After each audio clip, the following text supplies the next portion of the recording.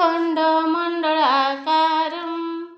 व्याप्तजेन चराचरं तत्पदं दर्शितं येन तस्मै श्रीगुरुवे नमः।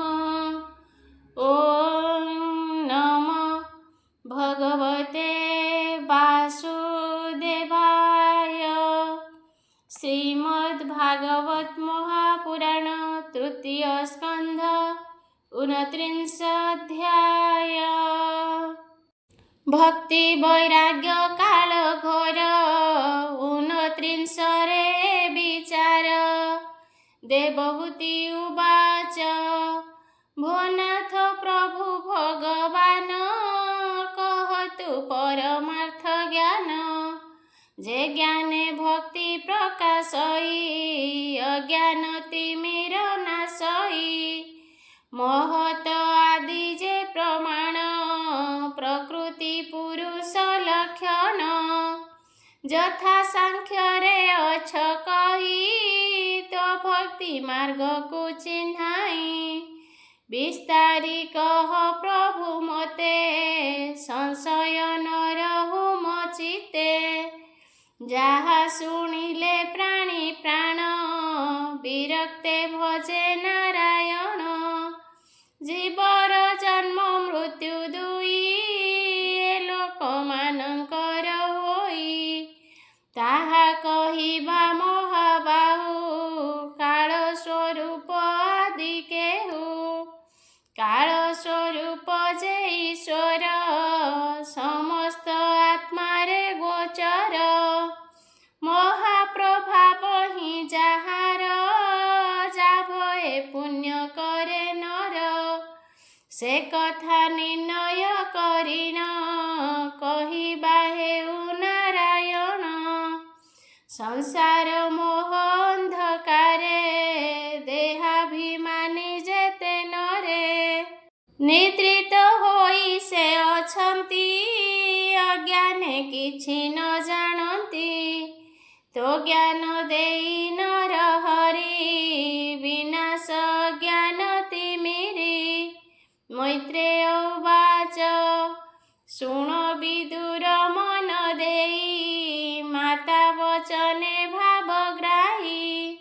कहन्ति अमृत वचन जेणे संतोष माता मन। श्री भगवान उवाच शुण जननी स्थिर मने से ज्ञान भक्तिर लक्षणे। बहु प्रकारे भक्ति जोग ज्ञानी साधन्ति मोक्ष मार्ग। स्वभाव गुणे युक्त होई नाना संकल्प मने ध्याई।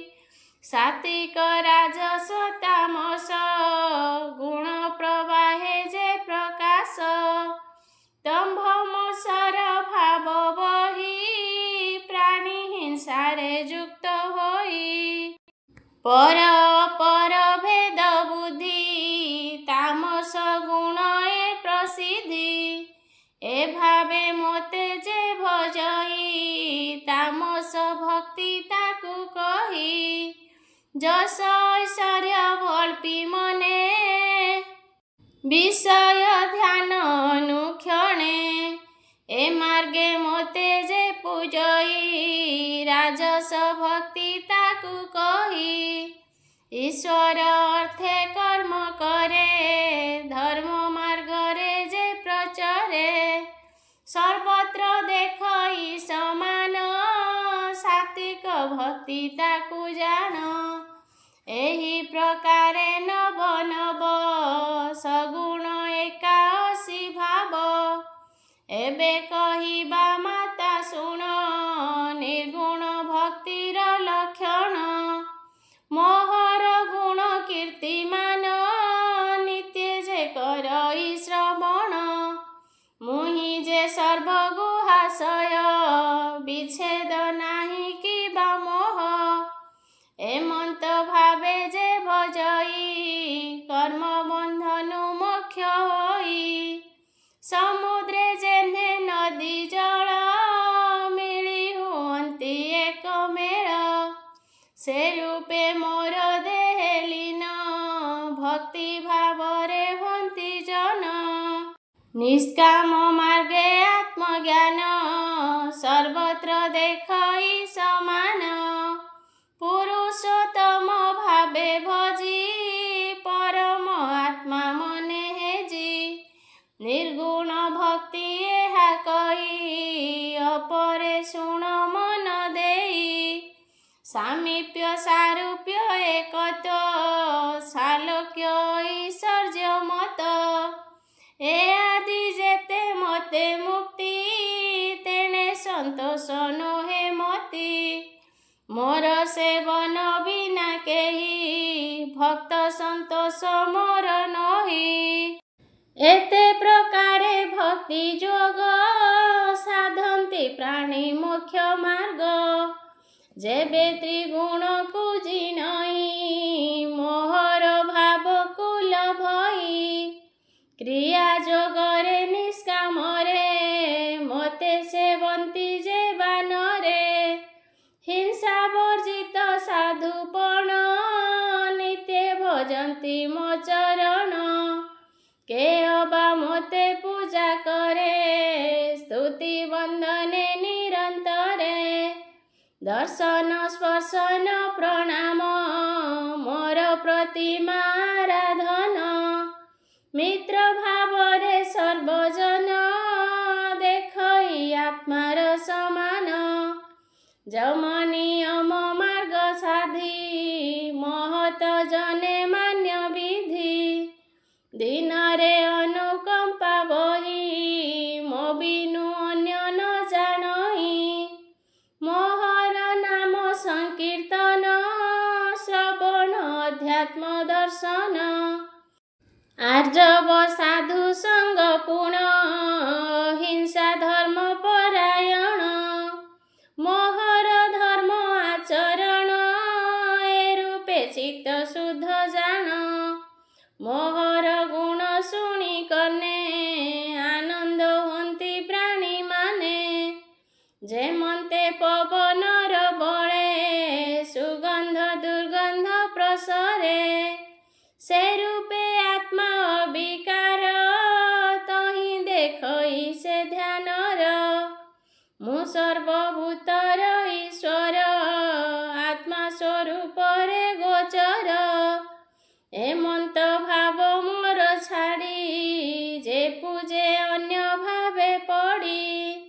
ଯେ ଜୀବେ ଦୟା ନ କରଇ ପ୍ରତିମା ପୂଜେ ମନେ ଧ୍ୟାଇ।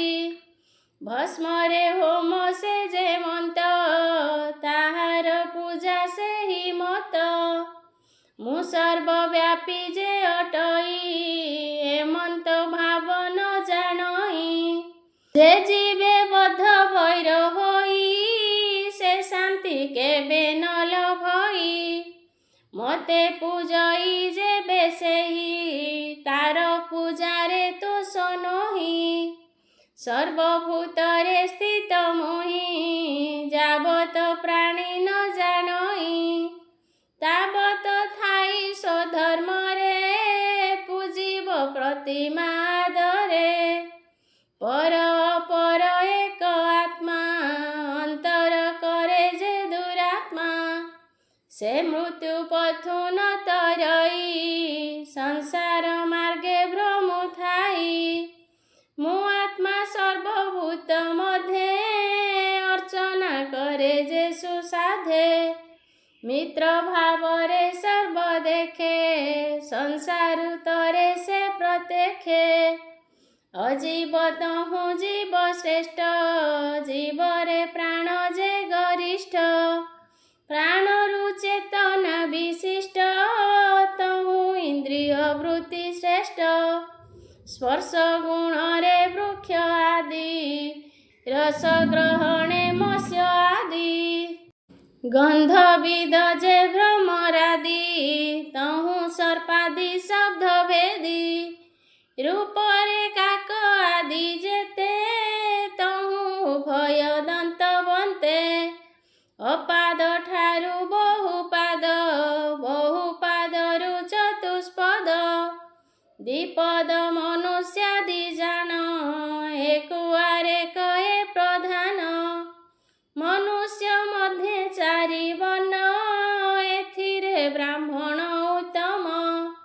ବ୍ରାହ୍ମଣ ମଧ୍ୟରେ ବେଦଜ୍ଞ, ତହୁଁ ଅଧିକ ଯେ ଅର୍ଥଜ୍ଞ।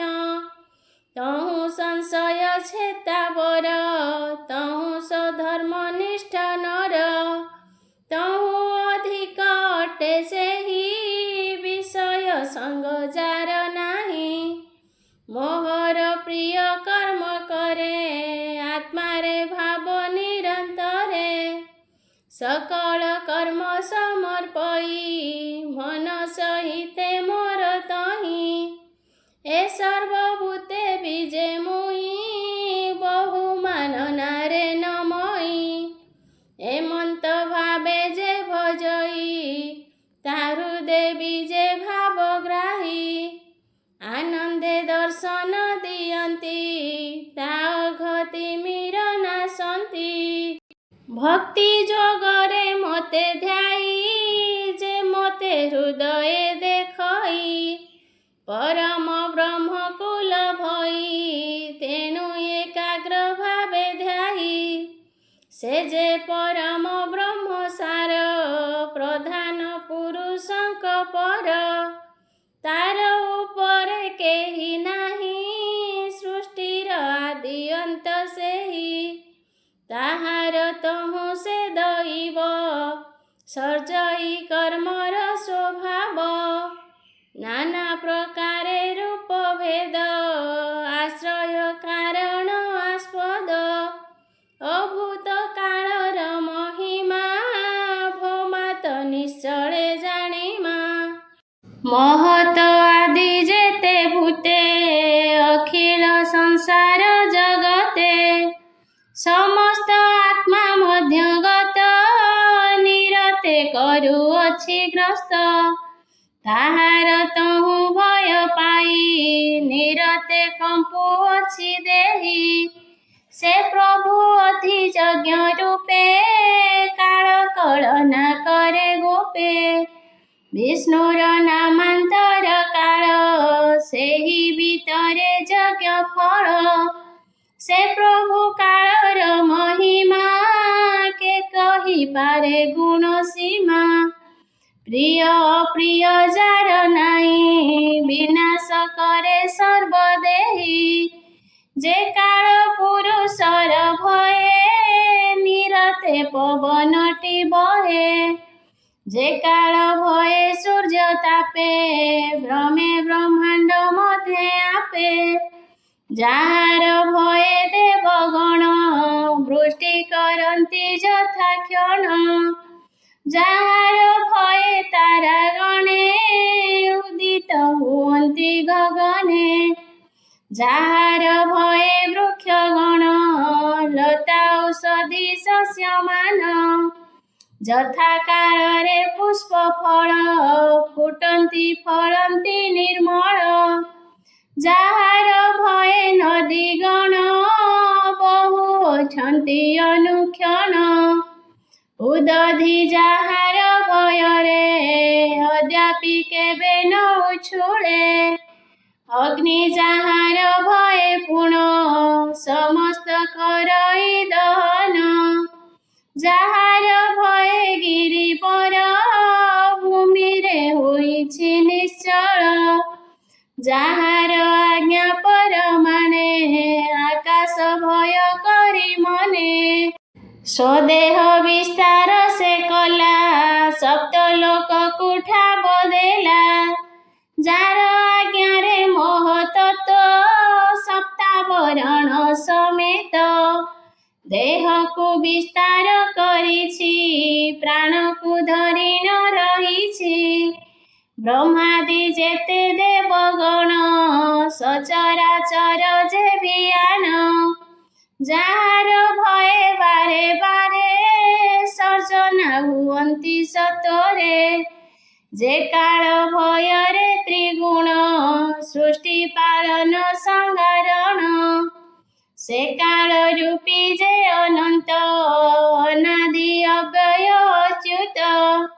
समस्त उत्पत्ति करई, गुण प्रवाह भाव बही। जे काल रूपे अंत करे, एणु अनंत नाम धरे। एणु ए कालर महिमा के जानी पारे गुण सीमा मोर भकत जने जही कालर अधिकार नाही सुजने करमती तुटिब संसार दुर्गति ए माता पुत्रंक संवाद शुणन्ते न लागे प्रमाद पुराण रसमय गीत हरिब सकल दुरित कहई विप्र जगन्नाथ तृतीय स्कंधे भागवत इति श्रीमद्भागवते महापुराणे पारमहंस्यां संहितायां तृतीय स्कंधे भक्तियोगोपाख्यानं नाम 29 अध्याय। गोविंद हरे गोपाल।